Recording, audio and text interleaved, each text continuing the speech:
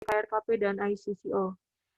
KRKP mengucapkan selamat datang dan terima kasih atas kehadiran Bapak dan Ibu, Bapak Ahmad Yakub dari Bulog, Bapak Adi dari PT Aribogamas, Bapak Sario dari Tanihub, Bapak Haji Masroni dari BUMDes Kalensari, Bapak Denny Nur Hardiansyah dari PT Saribumi Nusantara, Bapak Hendro dari Apoli, Bapak Dedi dari BUMDes Sempu, Bapak Pranata dari KNOC, Bapak Heri dari BUMDes Cikareo, Bapak Supriyanto, Ibu Herni Saraswati, dan Bapak Prasetyo Widi, pelaku beras organik di Magelang, Bapak Gatot dari Perpadi, Bapak Prio dari ICCO, dan Bapak Ibu serta hadirin sekalian. Kegiatan diskusi ini akan diselenggarakan secara live juga pada Facebook Koalisi Rakyat untuk Kedaulatan Pangan. Bapak dan Ibu, untuk memulai diskusi, saya akan langsung memanggilkan moderator kita pada hari ini. Beliau adalah manajer program Koalisi Rakyat untuk Kedaulatan Pangan, Bapak Haryadi Propantoko. Kami persilahkan.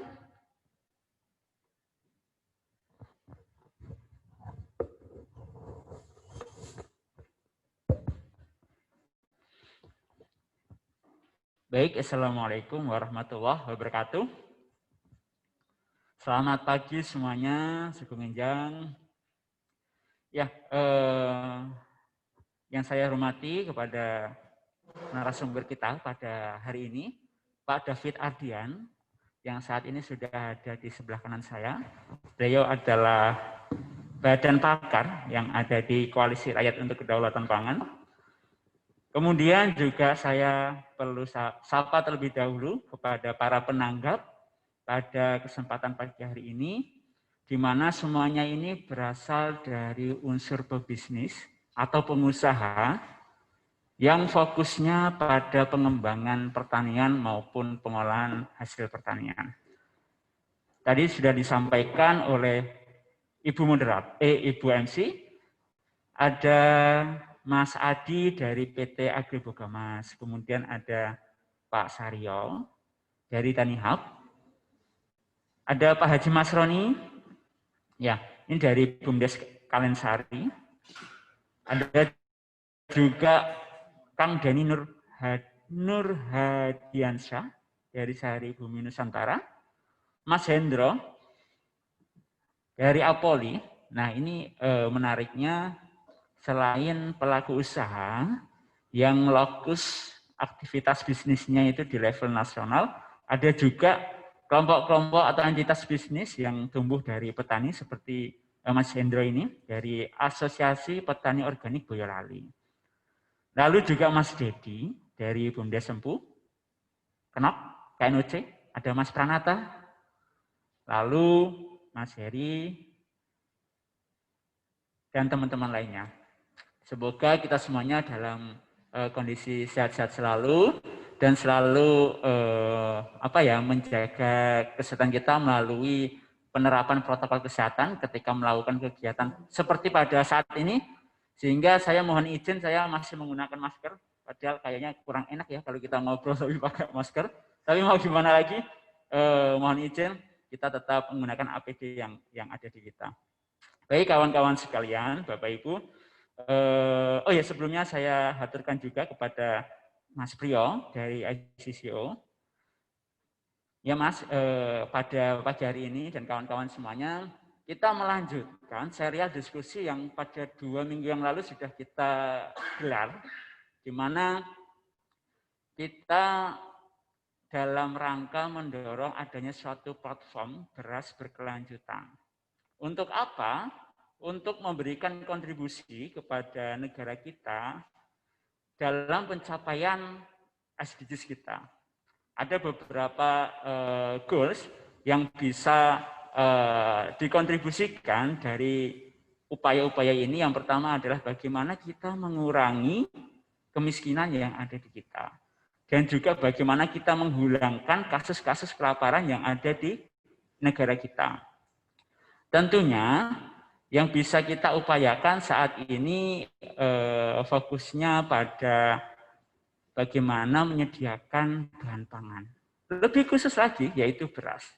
Beras tidak hanya ujuk-ujuk ada, namun kita tidak tahu kejelasan bagaimana sumbernya, bagaimana produksinya, apakah yang terjadi ketika budidaya, apakah sudah terpenuhi hak asasi manusia bagi petani ketika memproduksi, apakah sudah terpenuhi prinsip-prinsip keberlanjutan untuk bahan baku yang harus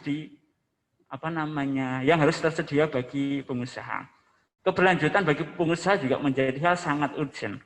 Ya, ketika pebisnis pengusaha bisa mendapatkan bahan baku untuk proses usahanya, tentu ini juga akan berimplikasi pada kondisi petani yang ada di lapangan, yang ada di desa, yang ada di sawah masing-masing.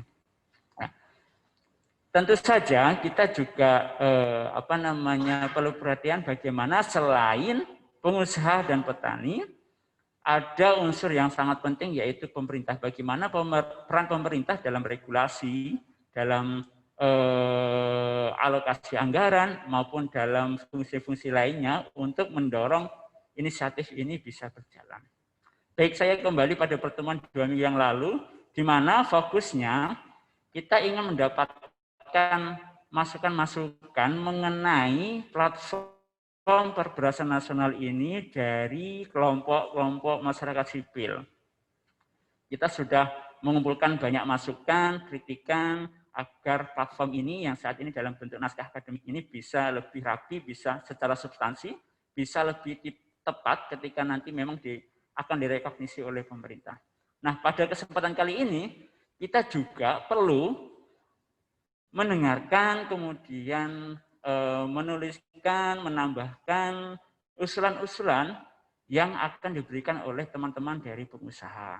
Bagaimana sih pandangan dari pengusaha terhadap platform perberasan berkelanjutan di negara ini? Memang secara global, platform ini sudah ada yang diterbitkan oleh FAO. Namun dalam konteks keindonesiaan, kira-kira apa yang perlu dimodifikasi, kira-kira apa yang perlu disesuaikan sehingga memang sesuai dengan konteks kita. Baik, saya tidak akan panjang lebar dan nanti teman-teman memiliki waktu yang sangat leluasa untuk memberikan masukan-masukan itu. Namun sebelum waktu diskusi, penanggapan dan memberikan masukan dari kawan-kawan pengusaha, terlebih dahulu Pak David Ardian sebagai narasumber pada pagi hari ini akan memberikan paparan, akan mengulas terkait dengan platform perberasan berkelanjutan di Indonesia ini. Baik, saya serahkan waktu dan tempat kepada Mas David untuk menyampaikan paparannya. Silakan Mas David.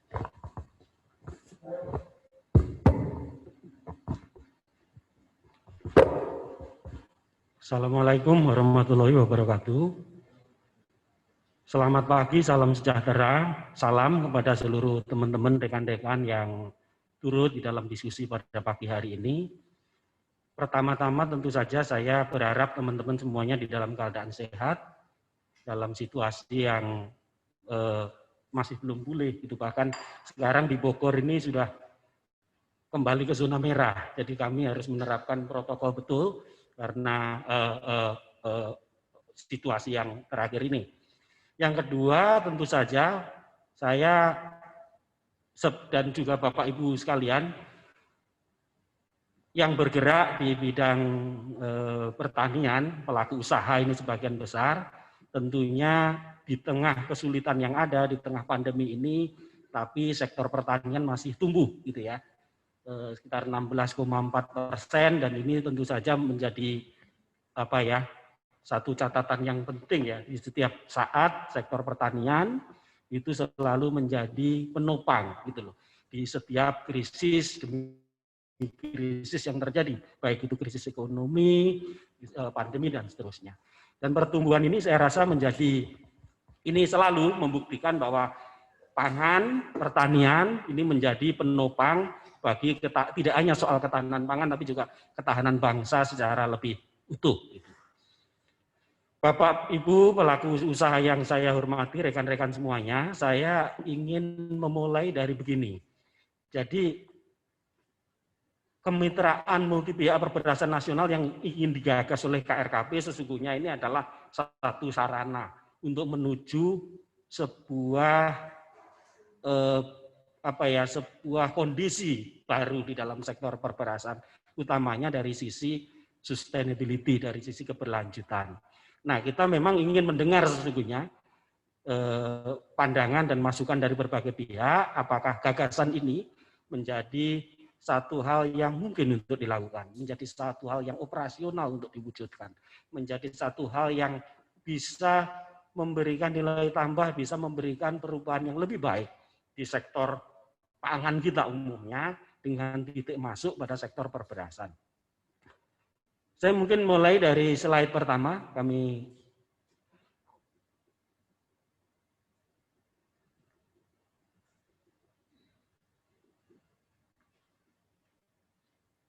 Bapak Ibu sekalian, mungkin yang akan saya sampaikan ini adalah satu pengantar ya untuk diskusi, untuk masukan dari berbagai pihak. Yang pertama-tama saya ingin menyampaikan terkait mungkin kita perlu sedikit duduk sejenak untuk berdiskusi, merefleksikan kembali mengenai sistem pangan di Indonesia secara khusus sebelum masuk ke sektor perberasan. Ini slide-nya belum masuk. Belum nampak.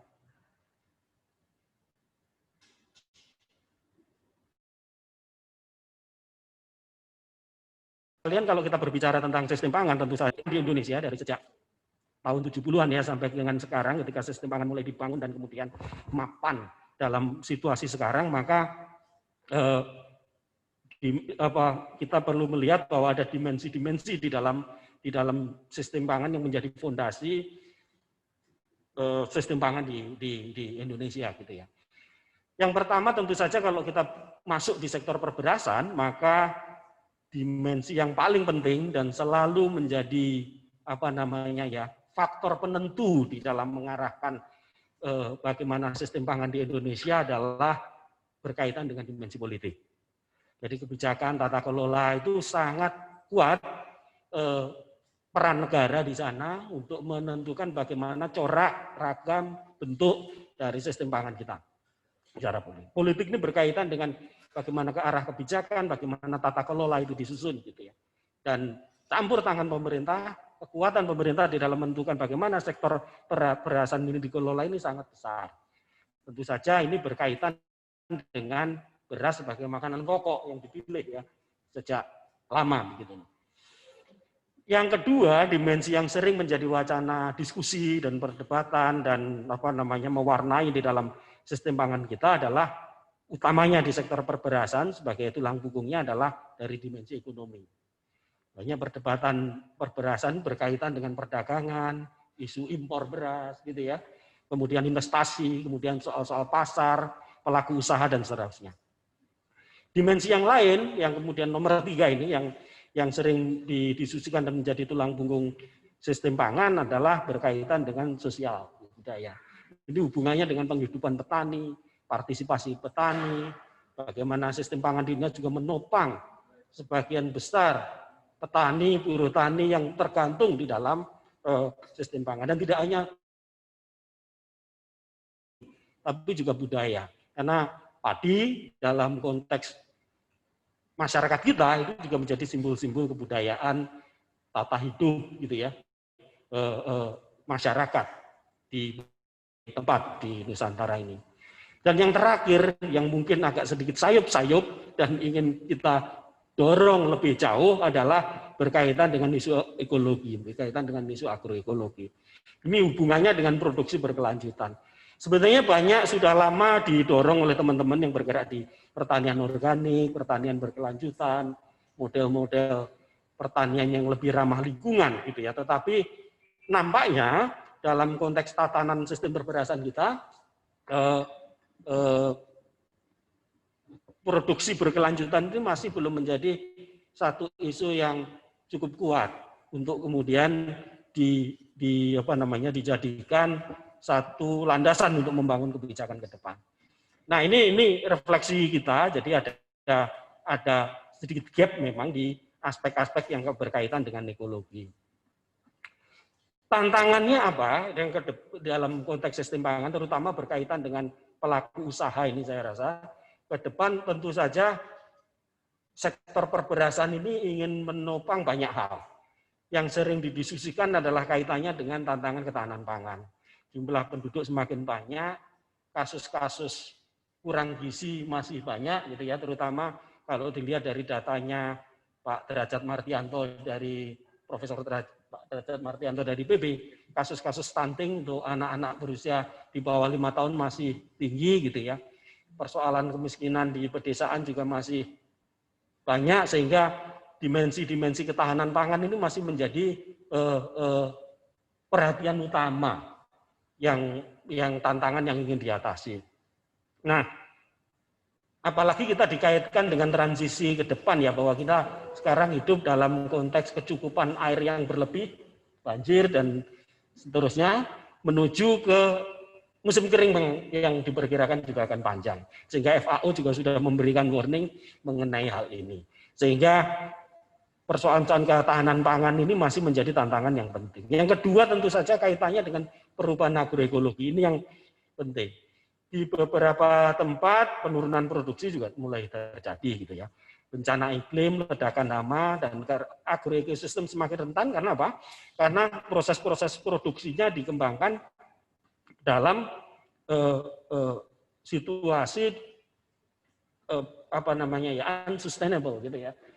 Penggunaan pestisida yang tinggi, penggunaan pupuk yang tinggi, gitu ya, yang kemudian menyebabkan kerentanan-kerentanan terjadi di tengah situasi iklim yang dalam jangka panjang juga berubah. Ini menjadi satu tantangan tersendiri, makanya FAO mengembangkan macam-macam ini, ada namanya climate smart agriculture dan seterusnya.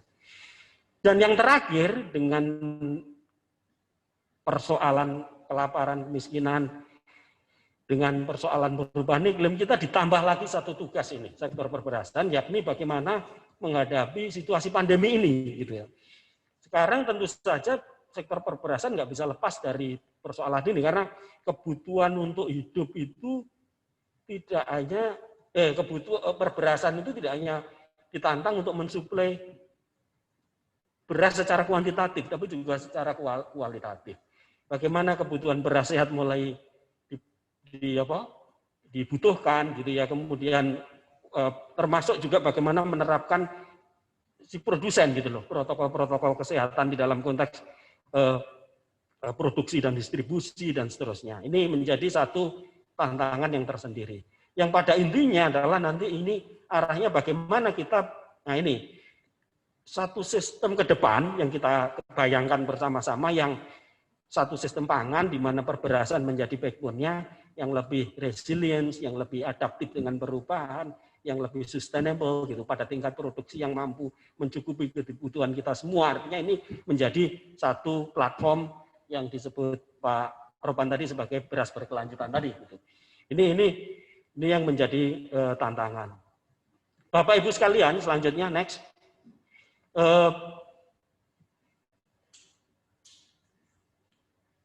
Nah, selanjutnya kita tidak perlu memulai juga dari nol terkait dengan gagasan ini, karena pada tingkat global inisiatif banyak dikembangkan. Yang pertama tentu saja di FAO secara global memang sudah memilih bahwa agroekologi itu bisa jadi jalan untuk pendekatan bagaimana supaya antara kebutuhan produksi dan juga daya dukung lingkungan, gitu ya. Jadi antara untuk memenuhi ketahanan pangan dan juga sebagai bagian dari upaya untuk mengatasi beradaptasi dengan perubahan iklim. Jadi sudah banyak dikembangkan Sustainable Food System Framework dari berbagai pihak, dan ini FAO-nya mendorong ke arah sana. UNEP seperti yang disampaikan Pak Ropan tadi juga mengembangkan Sustainable Rice Platform. Indonesia kayaknya juga direkognisi ya menjadi anggotanya. Ini sebuah pendekatan multi pihak mempromosikan bagaimana sumber daya di sektor pangan ini dikelola lebih efisien, perdagangan yang lebih fair, berkelanjutan, baik dari sisi produksi, konsumsi dalam rantai pasok perdagangan pasar atau perberasan global. Sehingga di sini menjadi satu sudah ada contohnya platform-platform pada tingkat global bagaimana mendorong memilih sustainable agriculture itu sebagai bagian dari upaya-upaya untuk mendorong tadi sustainable development goal gitu ya. Dan yang terakhir saya rasa ini kita semuanya harus bersiap Indonesia gitu ya, bahwa situasi pandemi, perubahan iklim, kemudian kekurangan pangan ini juga disikapi oleh UN. Jadi nanti UN sudah, kalau Anda berkunjung di United Nation Food System United Nation ya, PBB, itu nanti sudah akan ada namanya Food System Summit 2021 tahun depan. Sehingga PBB pun mengakui bahwa sistem pangan yang kita produksi itu lebih dari cukup dari yang dibutuhkan. Tetapi mengapa ada 600 juta orang gitu ya, 600 juta orang yang obesitas, tapi sementara hal yang ini ada 800 juta, 50 juta orang yang kurang, masih kelaparan. Ada kerentanan terjadi di mana-mana. Lalu perlu ada satu cara baru di dalam produksi pangan kita, terutama terkait dengan pandemi, antara pangan, lingkungan, dan kesehatan ini tidak bisa lagi dipisah-pisahkan. Harus ada new way yang memproduksi pangan secara tidak hanya lebih cukup, tidak hanya sustainable, tapi juga aman dari sisi kesehatan. Ini yang sebetulnya dari sisi planet ke depan menyelamatkan, menyembuhkan bumi melalui upaya-upaya untuk membangun sistem pangan yang lebih baik, yang sustainable, yang adil dan juga yang aman. Ini yang menjadi gagasan pada tingkat global. Lalu bagaimana sesungguhnya kita mengartikulasikan itu di Indonesia? Nah, KRKP punya gagasan mengenai bagaimana kita memulai next Mas ya, dengan sektor perberasan, gitu. Jadi sektor perberasan sebagai entry point. Bagaimana sektor perberasan ini mampu menjawab tantangan ketahanan pangan, mengatasi kemiskinan, pembangunan perdesaan, perubahan iklim, adaptasi, banyak banget ya tantangannya. Kemudian ada satu platform untuk sektor yang sebesar perberasan ini. Kok ya belum ada gitu lah, rujukan prinsip, rujukan standar yang bagi pemangku kepentingan untuk misalnya berkaitan dengan aspek-aspek fairness, berkaitan dengan aspek-aspek kelestarian, aspek-aspek kesehatan dan seterusnya. Mungkin ada standar-standar tertentu, misalnya beras organik ada standarnya, terus dan ada standarnya, tapi hubungannya pasti dengan isu-isu ekonomi, isu-isu perdagangan ya, aspek akses pasar. Tetapi adakah satu rujukan, prinsip standar yang kita sepakati bersama para pihak ini dari sisi pengusaha, masyarakat dan seterusnya yang membawa sektor perberasan kita itu ke arah sustainable food system yang lebih baik. Gitu. Tentu saja kita juga butuh ruang dialog yang seperti ini, ada dialog, kemitraan, kolaborasi untuk membawa sama-sama bergotong royong, membawa sektor perberasan ini menjadi sektor yang lebih sustainable, yang tidak hanya berbicara soal kuantitas, tapi juga bicara soal kualitas. Tidak hanya kualitas beras yang terbaik, yang sehat untuk kalangan tertentu saja, tapi juga bagi masyarakat, terutama malah justru kaum-kaum yang lebih rentan, ya toh, balita, ibu hamil, ibu menyusui, kaum rentan ini yang harusnya diperhatikan untuk bisa mempunyai hak atas pangan yang sehat, dan kita semuanya punya tanggung jawab yang sama-sama untuk mendorong itu. Nah, dialog-dialog, kemitraan, kolaborasi ini menjadi satu hal yang penting untuk mendorong ke sana. Dan juga membuka peluang untuk kemudian terjadinya perbaikan-perbaikan. Apa yang sudah baik kita pertahankan, apa yang harus diperbaiki dalam kebijakan dan tata kelola. Dari sisi policy, dari sisi governance, rai sektor ini menjadi ke sana. Nah, kalau ini semuanya disediakan, gagasannya dari KRKP adalah, maka ini akan menjadi landasan untuk menuju fair and resilient food system ya ke depan di Indonesia. Kalau sektor perberasan ini bisa ya, kita sama-sama garap rame-rame untuk menuju ke arah sana. Nah, untuk itu tentu saja kemitraan multi pihak ini menjadi sesuatu yang urgent, sesuatu yang kita perlu gagas bersama-sama. Tapi kita juga harus sadar bahwa ketika kita punya gagasan, kita harus melihat apa fakta-fakta, apa tantangannya, dan peluang-peluangnya di mana yang bisa kita kembangkan. Kita subjek untuk kita bisa diskusikan yang sama-sama. Faktanya yang pertama, next. Yang pertama, ini sektor perberasan ini mega sektor yang sangat politis, gitu ya. banyak kepentingan ekonomi politik di sana, stakeholder-nya pun beragam, ya, dari petani sampai dengan pelaku usaha yang besar-besar itu, dari apa namanya UKM sampai dengan transnational companies yang menyediakan berbagai sarana produksi, sehingga barangkali ini menjadi satu fakta yang mungkin harus kita lihat, apa mudah mengkonsolidasikan stakeholder di sektor perberasan yang sangat-sangat mega sektor ini. Apalagi kemudian state driven government led rice sector ini sangat kuat gitu. Pemerintah sangat menentukan bagaimana ini dikembangkan. Ada peringatan FAO langsung bikin sawah di Kalimantan gitu. Ada kelaparan di satu tempat langsung, jadi kekuatan pemerintah di dalam menentukan arah kebijakan ini menjadi penting. Saya rasa nanti Pak Ropan diskusi dengan pemerintah juga perlu dieksplorasi ya. Kekuatan pemerintah ini menjadi faktor penting. Ini fakta yang pertama. Kemudian yang kedua yang berkaitan dengan kebijakan dan tata kelola, tentu saja kalau kita lihat pengalaman corak dari sejak tahun 70 sampai sekarang kan orientasi kebijakan perberasan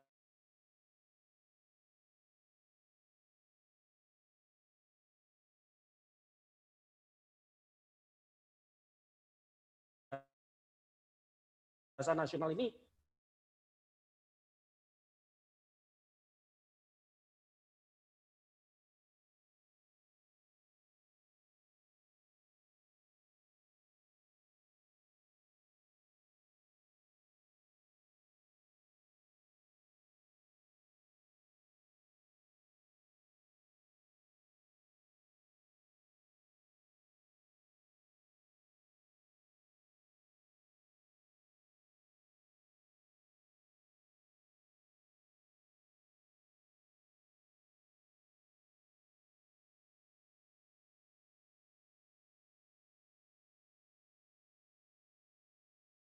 nggak berubah.